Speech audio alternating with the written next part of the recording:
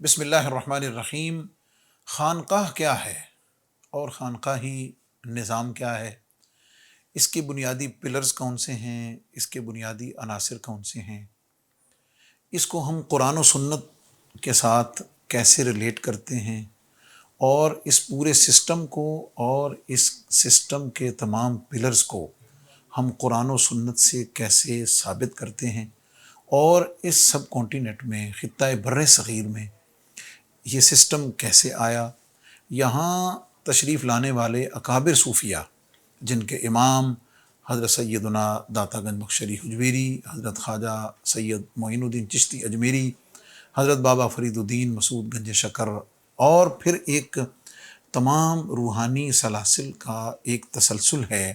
وہ سلسلہ قادریہ، نقشبندیہ، سہروردیہ، چشتیہ سے ہیں، جنہوں نے اس پورے خطۂ بر صغیر میں سب مقامات پر اپنے عمل سے، اپنے اخلاص سے،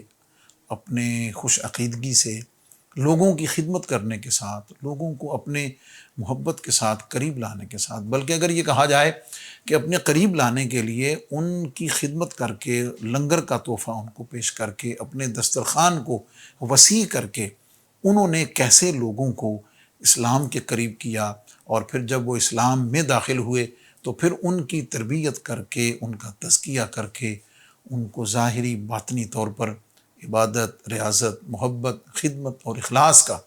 ایک مضبوط نمونہ بنا کر پھر آگے معاشرے میں ان کو خدمت کے لیے پیش کر دیا۔ یہ وہ بنیادی چند ایک چیزیں ہیں کہ اس خطے میں بسنے والے، وہ کسی بھی ملک سے ہیں، خاص طور پر اس وقت پاکستان میں رہنے والے ہر مسلمان کو اور ہر جوان کو اس تمام چیزوں کے بارے میں جاننا از حد ضروری ہے۔ قرآن مجید فرقان حمید کی آیت جس میں نبی پاک صلی اللہ علیہ وسلم کی ان نبوت کی بنیادی ذمہ داریوں کا ذکر ہے کہ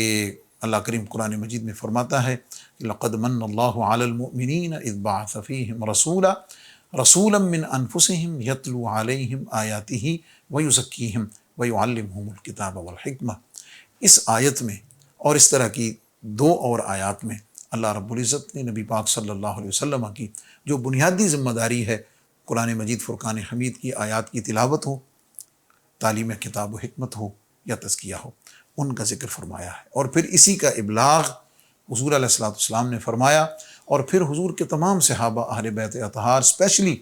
اصحاب صفہ، ان تمام صفات کا مظہر اتم بنے، اور پھر اس کے بعد سلسلہ روحانیہ، تصوف و تربیت کا ایک نظام ایسا امت کو عطا ہوا اس تسلسل کے ساتھ کہ آج بھی اس کی جڑیں اس خطے میں موجود ہیں، اور جو لوگ اس سے منسلک ہیں بنیادی طور پر انہیں ان بنیادی اساسی چیزوں کو سمجھنے کی اور ان پلرز پر اس سسٹم کو آج بھی دوبارہ زندہ کرنے کی ضرورت ہے، کہ جس کے بنیادی پلرز علم ہے، تعلیم کتاب و حکمت ہے، تزکیہ ہے، عبادت ہے، ریاضت ہے، محبت ہے، خدمت ہے، اخوت ہے، اور محبت اور امن عامہ ہے۔ یہ وہ بنیادی عناصر ہیں کہ جن کے ذریعے سے اس نظام کو دوبارہ زندہ کیا جا سکتا ہے۔ اللہ تعالیٰ ہمیں اس کو سمجھنے کی، اس کے ابلاغ کی اور اس کے دوبارہ احیاء کی توفیق عطا فرمائے۔